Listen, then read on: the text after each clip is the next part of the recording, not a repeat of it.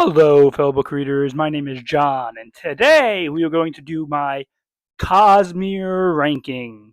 I have now finished the Cosmere by Brandon Sanderson up to its current state. Obviously, there's going to be a ton more books in it in the future, but I want to rank every Cosmere novel and novella, so not including the short stories, but the novels and the novellas, from my least favorite to my favorite. And there will be some spoilers. Do keep that in mind. I will have timestamps down below of all the books I talk about. The only thing that I won't be including in this list is Six of Dusk, because I think that's basically covered in Isles of the Emberdark, so I see no reason to talk about them separately. But with that being said, let's get started. At number 24 is Edge Dancer.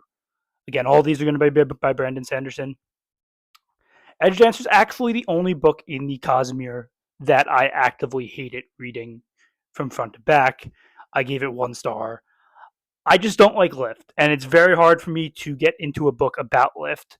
This is, and for those that don't know, this novella takes place in the Stormlight Archive, sort of a companion novella to the main novels. Now, there is some interesting stuff in here, don't get me wrong. The Sleepless are very interesting, and I think the climax was really well done. But overall, I just really hate being in Lift's head.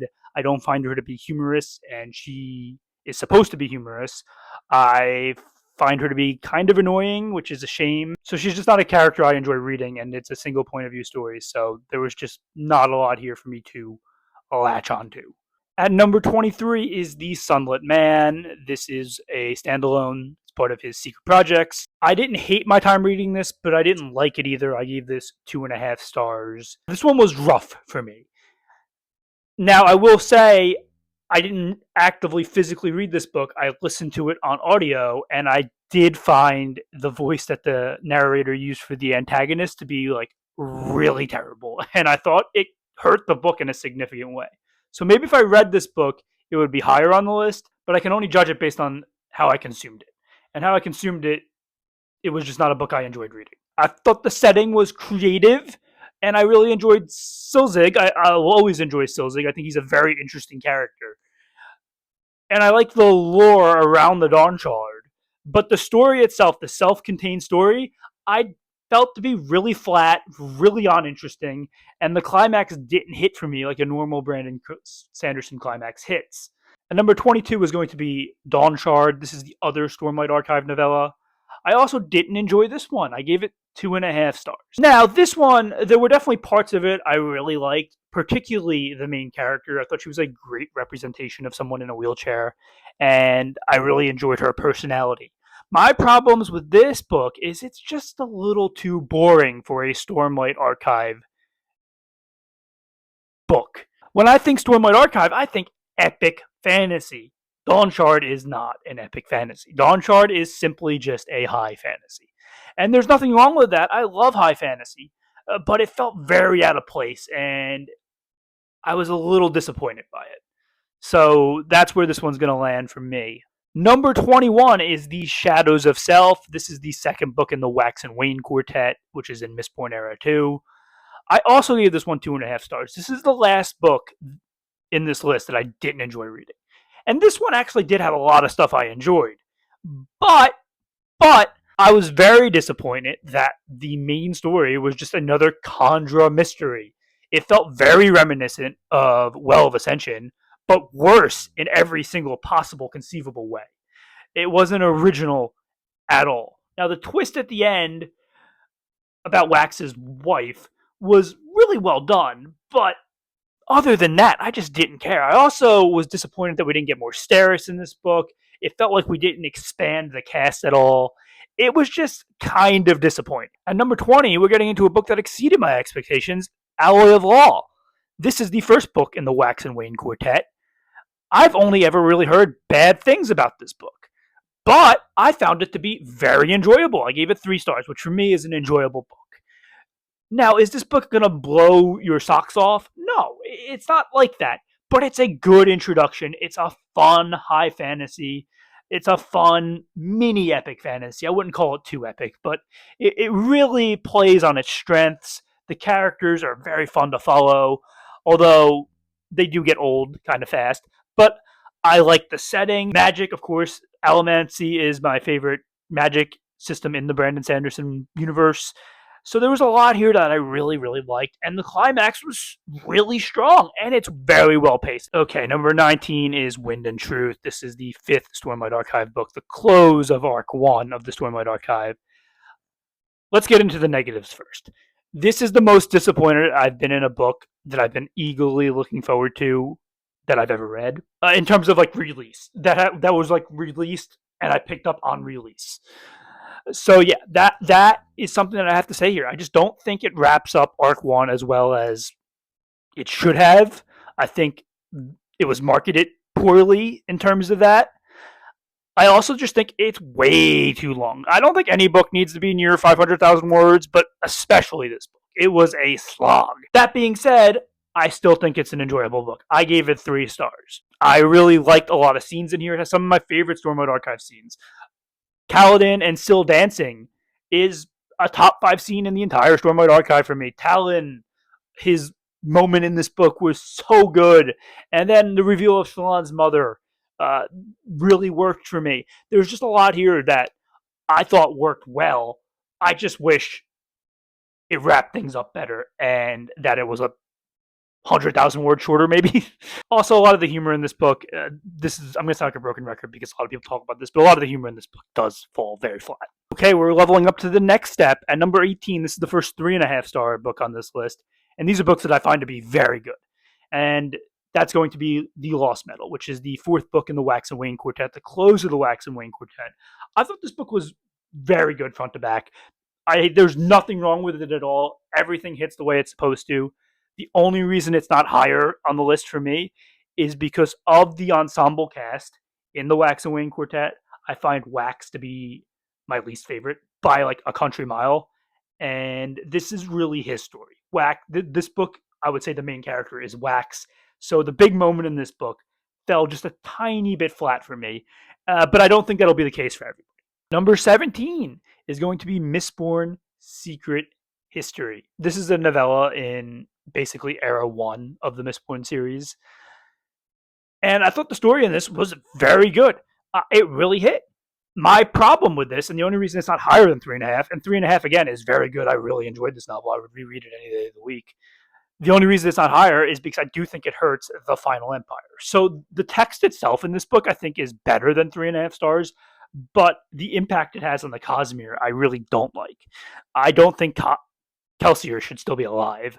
I think it ruins his story in the Final Empire. I think Kelsier's revenge story in the first book in the Mistborn series is like very special to me, and it turns out it's just basically all a lie because he's clearly not motivated by his wife, because if he was, he has the opportunity to go and be with her in this novella, and he chooses not to.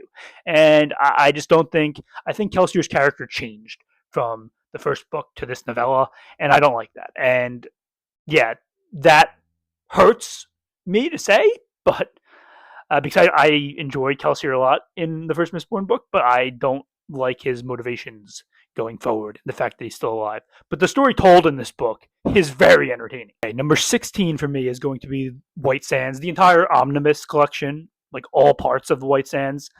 This graphic novel gets crap talked online a lot. I have to say, if you go in with the right expectations, it's awesome. This is like going to an action movie. Is there some plot holes? Absolutely. Are things sort of breezed by? Sure. But it's still just very, very, very fun. Like I said, it's an action movie. It's fun. The magic system is fun.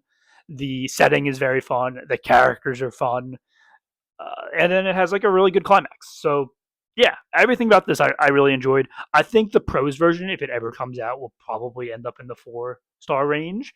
But 3.5 stars for the graphic novel is amazing. Okay, number 15 is a novella, Shadows for Silence in the Forest of Hell. This is a standalone, and I really, really enjoyed this one. Now, this was written by Brandon Sanderson for a George R.R. Martin anthology called Dangerous Woman. And you could tell because this is a much darker story than Brandon Sanderson writes. And I really appreciate that because it felt different. It felt unique. And I really enjoyed the characters. I enjoyed the magic. I enjoyed sort of the mythology around this planet. I enjoyed the setting and the atmosphere. I enjoyed the action. I enjoyed everything about this. Now it is very short and it doesn't get into the weeds so much, so I couldn't give it higher than 3.5 stars. But I thought it was like a very enjoyable book. Okay, number 14 is Bands of Mourning. This is my favorite book in the Wax and Wayne Quartet. It's the third book. It's the penultimate book. I think it sets up the last book really well. And what I love about this book is the first two books really just focus on Wax and Wayne. The other characters are involved, but they're not involved as much. This book expands it. It turns into like a true ensemble cast. Marassi and Steris both get a ton of shine in this book. They bring on Wax's sister, who is a really great addition to the story, even though she does turn into the antagonist. But yeah, it's a really fantastic book. The climax here hits hard. The Sandra Lanch is really strong, and I like the magic. The magic here is leveled up even more. We get more details. We really get into the weeds of things. The setting is strong. It's very atmospheric. Yeah, I like this book a lot. Okay, at number 13 is Yumi and the Nightmare Painter. This is another secret project. I actually listened to this one on graphic audio. It's one of the ones I didn't read. I listened to it. And I have to say, the graphic audio for this was phenomenal. Phenomenal. If you can get the graphic audio, I would recommend it. It really added a lot to the story in terms of just like atmosphere. But I really liked this one. I like both of our main characters. I thought they played off each other really well, and I thought it was paced really well. You get like a chapter with the male, and then a chapter with the female, and I really enjoyed it. And I enjoyed how this two settings felt a little bit different from each other, even though they're on the same planet. And it was very atmospheric. And then I thought it all came together naturally. And was the end a little bit cheap? Yes, and that's why it doesn't get a little bit higher. The end felt a little cheap. I'm not going to lie to you, but I was still had a smile on my face despite the cheapness, so I can't complain. For those that don't know, this is really, I don't think he's ever said it, but this is really Brandon Sanderson's answer to romantasy. Like, this is a romantasy. You can say what you want, but it's not. It would fall on the romantasy shelf. At least it should. But it's a good one. And next up, we're leveling up another tier. Now we're into the great books. Everything from here on out is 4 stars or higher. And the first one is the novella Emperor's Soul. I think as a novella, this might be the best fantasy standalone novella that I've ever read. It's that good. It's epic. It's grand. All the characters are really strong. The magic system is up there. It takes place in the Elantris world, so we're familiar with the world already, but it's in a totally new place, so it's still different enough. And yeah, I really liked it. It's a very strong novella with a really, really great climax. The Sandra Lanch hits hard in this book. I will say I'm a little far removed from this now, and I can't remember every detail about it. So that's the only reason it's not getting higher than 4 stars, but it was still great. Okay, at number 11 is Isles of the Emberdark. This is another secret project. I like this book a lot. Obviously, I gave it 4 stars, so I think it's great. But what I really enjoyed about it, and what I wish we got more of, is this book stars one of our main two characters is a dragon character. She can transform into a dragon and a human, so she's sort of both. But I think Brandon Sanderson writes really fantastic dragon characters. Every book that he has a dragon in, I think, is really interesting. The character itself, I think he writes these characters very, very strong. And this book has a lot of it because one of the two main characters, like I said, is a dragon. Now she is trapped in her human form, but she's still a dragon. She thinks like a dragon. She wants to be a dragon. Uh, yeah, just a really great character. And I think the story that was told here is fascinating and atmospheric. And the Sixth of Dusk stuff is definitely like secondary to me here. Like that wasn't as interesting. If it was more interesting, it would probably be higher. But I do like the world, and like I said, the dragon character that gets added on is just very, very fun. Starling is her name, and yeah, I hope she's in more Cosmere books in the future because I really like that, and it just makes me want to read Brandon Sanderson's dragon fantasy series that he eventually plans to write. Even though I don't know if it's going to be like this because those dragons are supposed to be more Anne McCaffrey like, and Starling wasn't very Anne McCaffrey like in that she wasn't like a dragon riding dragon. She was just sort of like her own person. Okay, number 10 for me is Elantris, the first book that got published in the Cosmere, and actually his first book overall, even counting Nas Cosmere books that got published. A lot of people say the prose in this book is very bad, and Yeah, that is probably the weakness of the book for sure. But this book does play to Brandon Sanderson's strengths in that he's a great world builder. There's just a ton of world building here. This is sort of a politic heavy book. I don't think political fantasy is Brandon Sanderson's strength as a writer by any stretch of the imagination. As a matter of fact, I think it's one of his weaknesses. But in this case, for Elantris, I actually kind of liked it. It's better than how he normally does it. And I like the characters here. The climax was really well done. It had a really strong antagonist.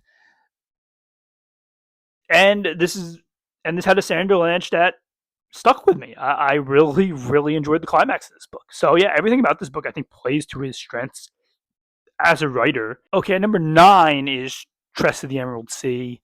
This is my favorite of the Secret Projects. I really love the whimsical, humorous nature of it. It feels like an adventure. This is weird because I normally really prefer Brandon Sanders's epic fantasy, and this one really is an epic fantasy. It's more just regular old high fantasy.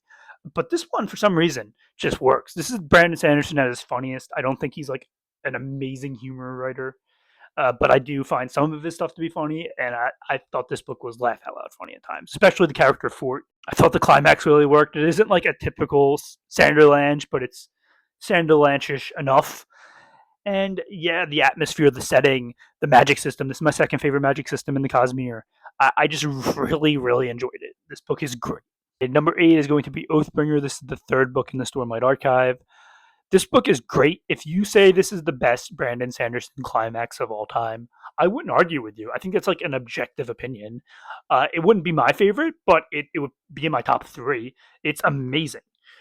Now, the only reason this isn't higher than 4 stars, and again, 4 stars is a great rating, but the only reason it's not higher is I think like the first 600 pages are a lot slower than they needed to be. The first half of this book's just really slow. Now, I have to say it doesn't have some stuff I really like. The flashback stuff with Dalinar, I think, are very strong, although they are a step down from the previous 2 flashback characters. But the real strength lies in the climax of this book. The climax of this book is amazing, and it not only is it amazing, but it's meaningful and important and done well because we needed to see Kaladin fail once after succeeding the first 2 books. Like we needed to see that, and having it done here was both like maybe unexpected, but also important. Okay, number 7 for me is Mistborn, sometimes called the Final Empire. This is the first Mistborn book in Era 1. Yeah, this book's awesome. Now, I will say the first 160 pages of this book are a little rough around the edges. They're kind of slow, kind of prodding. Some of the characters are just very gray. But once you get to page 160 and they start planning the heist, from there on to the end is an adventure. Like a super well done, fast paced character study and epic fantasy with a great climax. The Lord Ruler is Brandon Sanderson's best antagonist. I don't think that's like a controversial hot take or anything. Calcior's revenge story is one of the best revenge stories I've ever read, even if Brandon Sanderson decided to ruin it in the later books. Elend is, I think, my second favorite Sanderson character. He gets introduced here. I think some of the other characters in the cast are very fun, like Breeze. I think Sazed is obviously amazing. Just a very strong character novel. I think the setting is a bit grating at times, just how bleak and hopeless it felt, but that's what Brandon Sanderson was going for in this book, and I thought that really worked. Like he hit the nail on the head with it. So yeah, this book's great. And number 6 for me is Hero of Ages, the conclusion, the third book in the Mistborn Era 1 trilogy. This just edges out the first Mistborn book. I go back and forth with those two all the time. I just think this is the best end to a series that Brandon Sanderson has ever written. And that includes The Wheel of Time. Although I do think Rand's like end is better than anything in this book, I don't think like A Memory of Light is better than Hero of Ages. I just think Elend and Vin's stuff in this book are really, really strong, and their end brought tears to my eyes. It was done really well. Elend's speech is my second favorite fantasy battle speech of all time after Theoden's in Return of the King. The book version. The movie version is great too, but the book version is even better. The Say's depression arc is definitely a struggle to read, but it's done really, really well. I will say the only reason this doesn't get higher than 4 stars is because I think the Spooks chapters are objectively not good. They're just bad. I don't know what to say. Like, anytime I got to a Spooks chapter, I was down. I was like, oh, I have to read this to get back to the good stuff. It just felt out of place. It didn't feel interesting or fun at all. I don't think Spooks was a character that was built up enough in the prior two books where I was really invested in him. So yeah, I do have to give that one mild criticism in this book. Okay, and now we're leveling up to another level. This is the only 4.5 star book on the list. At number 5 is Warbreaker.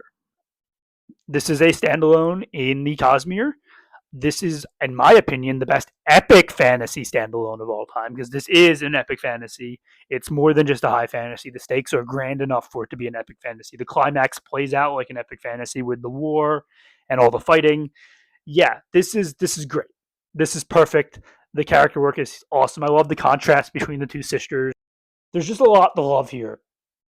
The magic system is cool. It's not in my top three, but it would probably be 4 or 5 in terms of the Cosmere magic systems. I really enjoyed this book a lot. There's not much here that I don't like. The difference between 4.5 and 5 is just sort of nitpicky, so I don't want to get into it. But like, yeah, this is awesome. Okay, and the last 4 are all 5 stars, starting with The Way of Kings. Yeah, the first half of The Way of Kings is kind of slow, but it's not bad slow. It's intentionally slowly paced, and I thought the information in the slow pacing was very good. Like it kept the book moving even though it was slow. Think like the Farseer trilogy by Robin Hobb. The flashback stuff with Kaladin is amazing. I know some people don't like Shallan. Shallan is my favorite Stormlight Archive character, and I loved her stuff in this book. There's not a whole lot of her in this book, but the stuff that she is in this book, I think, is very good.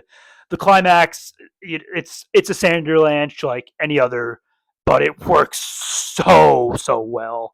Yeah, I love this book. These characters stayed with me throughout the journey, and I love them all pretty much. I just think it's the perfect first book for a large adult multi-point of view epic fantasy series. Something that's going to be this long. I think this is how you do that first book. Number 3 is going to be Well of Ascension. This is my favorite Mistborn book. It's my favorite book from Era 1. I think this has the best siege that I've ever read in fantasy. I love the siege in this book. Sieges sound very boring, and they can be very boring in fantasy. And this siege lasts from almost the beginning of this book all the way to the end of this book. So you're thinking, oh, that sounds very boring. But guess what? It's not. There's just a ton of good action in here, some good politicking, even though, like I said, Brandon Sanderson's strength isn't a political fantasy writer. But I think that is a good part of this book for sure. I really like Ellen's growth in this book, trying to become a leader, trying to become the king. I really enjoyed that. I think his father is just a fabulous antagonist. I actually didn't mind the Vin, like, sort of love triangle thing going on here. I didn't hate that. I know some people do hate that about this book. I didn't. And I think the climax is phenomenal with some really good surprises, and it sets up the third book really well. I think as a self-contained book, this is great. I think as a book to set up the third book, it's great. I think it does both roles really well, and I think it nails both. I just really love this book. Number 2 is going to be Rhythm of War, the 4th book in the Stormlight Archive. People love to hate this book. I think it's a 5-star read. I think it's the second best book in the Cosmere. I love this book.